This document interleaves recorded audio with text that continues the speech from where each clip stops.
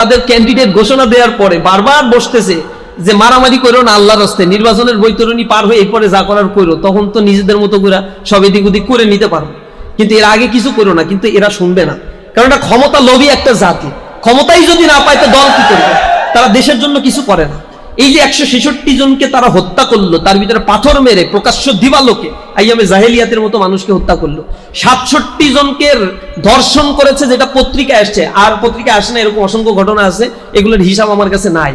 আমি হিসাব করতেছিলাম যে কতগুলো চাঁদাবাজির ঘটনা ঘটছে, টেম্পো স্ট্যান্ড দখল, বাস স্ট্যান্ড দখল থেকে শুরু করে মানুষের সম্পত্তি লোপাট করার কত ঘটনা ঘটছে।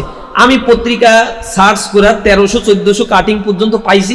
এরপরে আমার আসলে আর ধৈর্য কুলাই নাই যে এইগুলা নিয়ে আর আমি একটু দেখি, কারণ এত বেশি অকারেন্স ঘটনা ঘটছে একেবারে রুট লেভেল পর্যন্ত। মানুষ কিন্তু এখন অতিষ্ঠ হয়ে আছে, ভয়ে কথা বলছে না। প্রশাসন তাদের পাক্ষিকতা আচরণ নিচ্ছে, একপাক্ষিক আচরণ করছে প্রশাসন। প্রশাসনের দৃষ্টিভঙ্গি হচ্ছে 2 দিন পরে ক্ষমতা চেঞ্জ হয়ে গেলে এরা ক্ষমতায় আসবে, আর তখন আমার আর চাকরি থাকবে না। ওই ভয়ে তারা এখন তাদের ব্যাপারে স্টেপ নিচ্ছে না। কিন্তু আমরা বারবার প্রশাসনকে বলছি যে আগের দিন নাই। জুলাইয়ের আগের বাংলাদেশ, 90-এর রাজনীতি আর 2025-এর রাজনীতি, 2024 পরবর্তী রাজনীতি আর এক হবে না। 2006 সালের পর থেকে ধারাবাহিকভাবে বাংলাদেশে যে কনস্পাইরেসি গুলো হয়েছে, ইসলামী ছাত্র শিবিরের 114 জন ভাই শাহাদাত বরণ করেছে শুধু ইসলামী ছাত্র শিবির।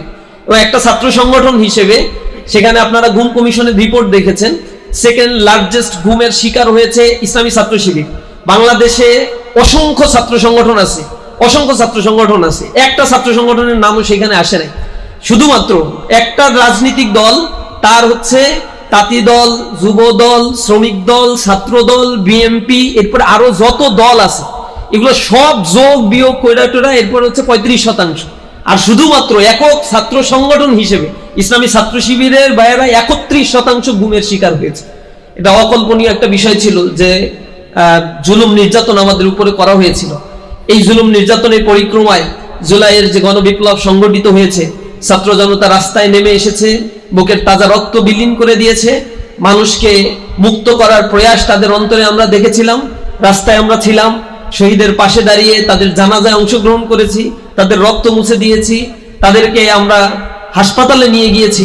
আমরা তাদের চেতনাগুলো তখন কি ছিল, তারা কি চাইতে চাচ্ছিল, এই বিষয়গুলো আমরা চোখের সামনে পাশে থেকে আল্লাহ রাব্বুল আলামিন দেখার সুযোগ দিয়েছিল। তাদের চিন্তা ভাবনায় তারা ছিল বাংলাদেশে তারা একটা পরিবর্তন চায়, এবং সেই পরিবর্তনের জন্য তারা রাস্তায় দাঁড়িয়ে জীবন বিলীন করে দিয়েছে। তাদের ক্যারিয়ারের কথা তারা ভাবে নাই। একজন মুঠে মজুর, শ্রমিক, রিক্সাওয়ালা, সে জীবন দিয়েছে। সহস্রাধিক মানুষ, 1400 মানুষের অধিক জীবন দিয়েছে, 200-250 ছাত্র, আর বাকি 1200 হচ্ছে সাধারণ মানুষ জীবন দিয়েছে, যাদের বিসিএস এর কোটার কোনো প্রয়োজনীয় নাই।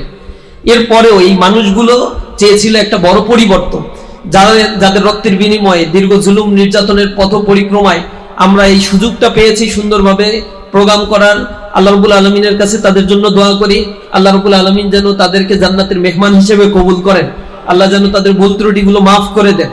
প্রিয় উপস্থিতি, এখানে যারা আছেন আলহামদুলিল্লাহ, লক্ষ্মীপুরের মানুষ আমার আশেপাশে সবসময় তাদেরকেই দেখি, কারণ ঢাকায় তো ব্যাপক একটা অবস্থা। লক্ষ্মীপুর, নোয়াখালী, কুমিল্লা, চাঁদপুর, এই অঞ্চলের মানুষগুলো ব্যবসার দিক থেকে, নেতৃত্বের দিক থেকে সর্বক্ষেত্রে আমরা দেখছি বাংলাদেশে একটু অগ্রণী ভূমিকা তারা পালন করে আলহামদুলিল্লাহ।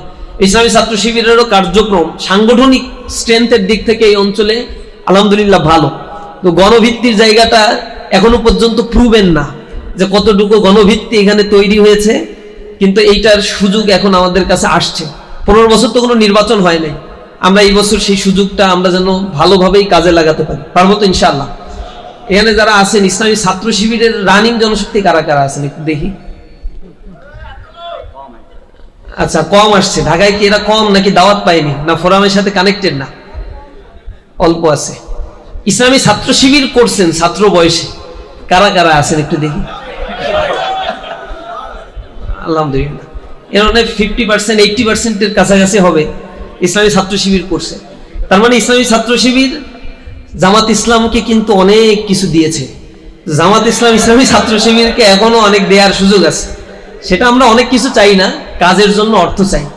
আপনারা যারা ঢাকায় আছেন, সাবেক ছাত্র শিবির করেছেন, ছাত্র শিবির টাকা চাইলে দিতে চান না, হাতটা গুটিয়ে রাখেন, এটা করবেন না দয়া করে। দ্বিতীয়ত হচ্ছে আমাদের প্রার্থীর ব্যাপারে অভিযোগ অনুযোগ অনেক আসে, জামাত প্রার্থী দেয় তার টাকা নাই, পয়সা নাই, এরকম গরিব প্রার্থী দিলে চলে, একটু টাকা থাকতে হয় নির্বাচন করতে গেলে। এইসব কথাগুলো যারা বলেন এরা একটু চিন্তা ভাবনা করবেন, ইসলামের হিস্ট্রিটাই হচ্ছে অর্থবিত্তহীন একটা হিস্ট্রি।